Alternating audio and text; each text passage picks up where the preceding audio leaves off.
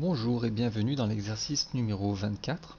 Comme on le voit, il s'agit d'une jante par exemple, et on a beaucoup de cercles concentriques et des formes qui se répètent 3 fois. Donc là je vais commencer par tracer les cercles concentriques. Alors je pourrais tous les tracer, là le 5, 10, 15, 20, tous les tracer en partant du centre comme ceci. Ou alors je peux aussi me servir de l'outil décalé, puisque je vois que mes cercles sont espacés de 5, je peux les décaler de 5 vu qu'ils sont concentriques, ce sera juste. Il me reste les deux cercles extérieurs à poser. Et là, je m'aperçois que je trace en rouge. On a vu les calques dans les exos précédents. Mon calque de tracé, c'était le rouge. Mon calque de construction, le jaune. L'avantage de me mettre en couleur du calque dès que je trace et d'avoir mis des couleurs sur les calques, c'est dès que je trace, je m'aperçois que si je suis sur le bon calque ou pas au moment de tracer.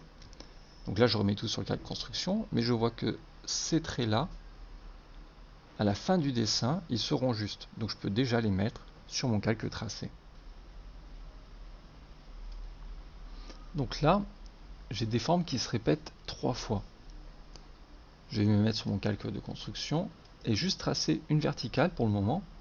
Et de cette verticale, je sais exactement de combien sont espacés en degrés, avec toujours le même axe de rotation, le centre de ma pièce, les différentes parties. Donc là, je fais copie rotation à 10 sur la droite, à 10 sur la gauche. Je sais que j'ai un petit cercle qui va arriver. Il y a 10 entre mes deux formes là. Et il y a le cercle en plein milieu, donc il est forcément à 5. Alors j'aurais aussi pu, au lieu de faire des copies rotation, en dessiner qu'un, d'accord, qu'un côté, et faire une symétrie. Ça aurait été encore plus rapide peut-être. Donc là je vais continuer mes rotations avec copie. Donc je choisis le point de base, je fais C entrée pour la copie, et après j'entre la valeur pour indiquer de combien j'ai tourné. Donc là c'était 5, et là il reste 80. Mon trait de base, la verticale, j'en ai plus besoin. Et là, ce que je veux, moi, c'est retrouver mes formes au milieu. Je vais donc faire un contour. Mes deux contours sont faits, d'accord, j'ai pu les faire tous les deux en même temps. Et l'avantage, c'est que ce sont des formes simples. Je vais pouvoir travailler dessus sans entamer mon cercle extérieur, là, parce qu'il va m'être utile pour deux formes. Si je n'avais pas fait le contour, j'aurais fait les raccords entre ce cercle extérieur et ma première droite, par exemple. Je l'aurais plus eu pour la deuxième forme. Donc là, il me reste à faire des raccords. Et ça va marcher très bien pour cet exercice-là. Là, c'est des raccords de 6, puis de 3 en bas. Pour la grande forme, c'est des raccords de 10. Hop. R entrée, 3, entrée, et j'ai plus qu'à sélectionner mes formes. Là, je pourrais très bien déjà effacer mes traits de construction, d'accord? Je vais me servir de celui-ci là pour aller placer mon petit cercle de chaque côté. Et j'ai un tiers de la forme totale. La forme est juste en elle-même, je peux la passer directement sur le bon calque, mon calque final. Ça sert à rien de la laisser là sur mon calque de construction. Elle est juste. J'aurais pas besoin de la retoucher. Je peux la passer directement sur mon calque tracé. Donc là, j'ai ici un petit cercle que je pourrais pareil aller tracer directement sur le bon calque puisqu'il va être juste. Donc il fait 2 de rayon. Il est bien placé. J'ai 6 cercles autour d'une forme circulaire, donc 360 divisé par 6, ça fait 60. J'ai un cercle tous les 60. Donc là, toutes mes formes que j'ai à l'écran, je vais les avoir 3 fois autour de l'axe. Je vais aller utiliser un outil qui s'appelle réseau polaire. Plutôt que de faire des rotations copies, je vais indiquer le centre. Et là, ça m'a dupliqué ma forme, ça me l'a distribué plusieurs fois autour du centre. Par défaut, dès que je clique sur l'outil, il m'en met 6, moi j'en voulais 3. Et là, on voit qu'il y a un petit souci.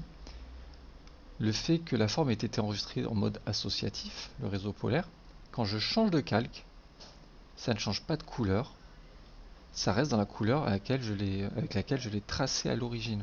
Alors revoyons cet outil plus en détail avec un petit exemple.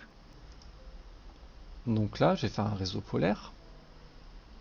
Et ma forme va se distribuer 6 fois autour du centre.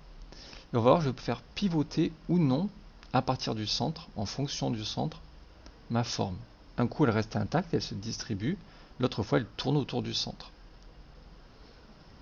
Là, je peux changer le sens de rotation. Ici, je vais dire combien je veux de formes qui soient distribuées.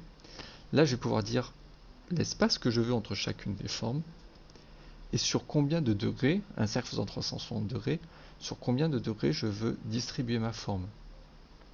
Si je lui dis 180 degrés, il me distribuera mes 3 formes sur un demi-cercle au lieu de les distribuer sur un cercle entier.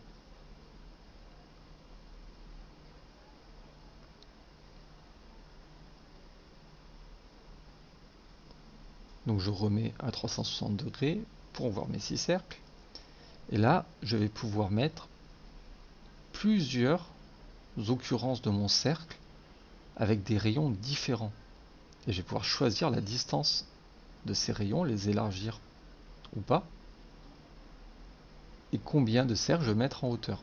Combien de formes je vais mettre en hauteur aussi.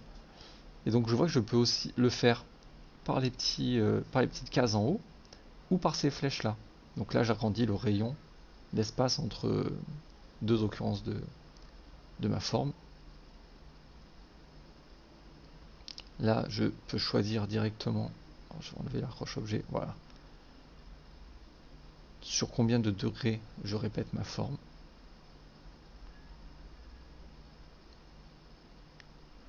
Et là je pourrais même les mettre en Z, mais comme on travaille en 2D ça ne s'ira pas.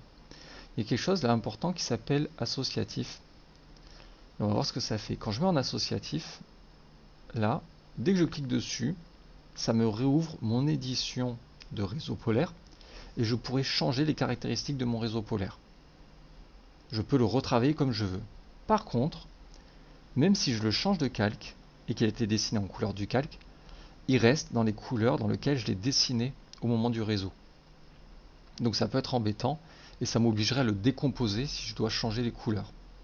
Donc là je l'ai décomposé, je peux prendre chacun des éléments un par un.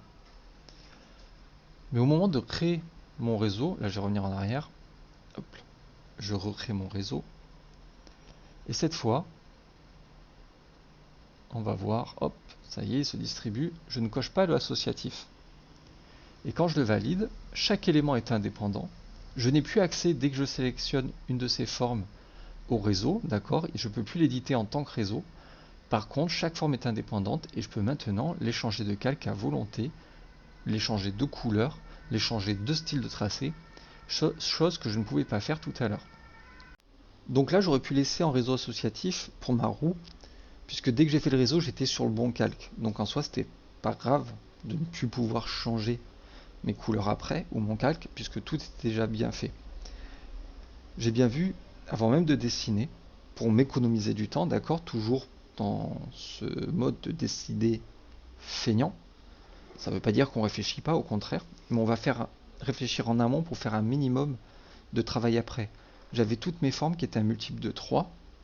J'ai fait une fois chaque forme et j'ai fait mon réseau polaire pour distribuer 3 occurrences de cette forme autour de mon axe plutôt que de redessiner chacune des alvéoles, là, chacun des trous dans ma jante.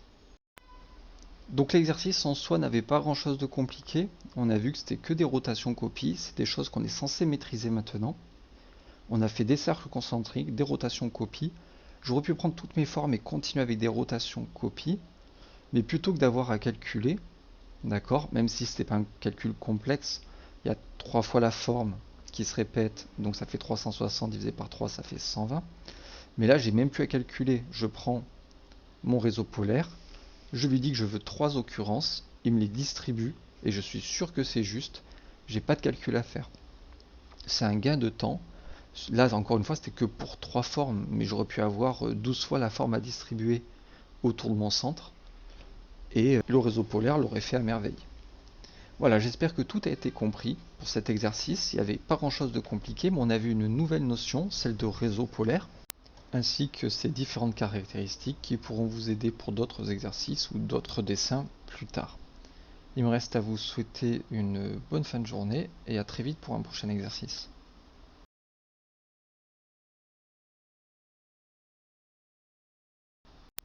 Comme d'habitude, le lien pour télécharger l'exercice en JPEG si vous voulez le faire se trouve dans la description sous la vidéo.